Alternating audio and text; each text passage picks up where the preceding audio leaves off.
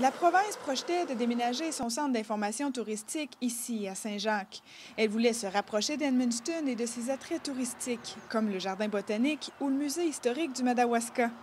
La ville a lancé un appel d'offres, mais surprise, personne ne s'est montré intéressé. C'est toujours un peu surprenant, décevant aussi parce que c'est un dossier de longue haleine. Depuis une vingtaine d'années qu'on parle de ce changement-là. Les commerçants aussi sont déçus. Selon eux, le centre d'information touristique actuel, qui est situé à la frontière du Québec, est trop loin de la ville. Les visiteurs font un arrêt, prennent des dépliants et poursuivent leur route, souvent sans visiter la région. Il y a matière à ralentir les touristes ici si on peut les connecter, si vous voulez, avec les terres et forêts, avec les spectacles. Il faut dire que le projet était ambitieux. Un concept plus orienté sur une grappe commerciale, c'est-à-dire un centre d'information aux visiteurs, mais auquel se grefferaient des fonctions commerciales du genre un poste d'essence, possiblement un restaurant.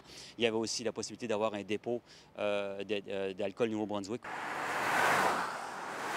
D'autant plus qu'ici, plus de 3 millions de véhicules circulent sur la transcanadienne chaque année.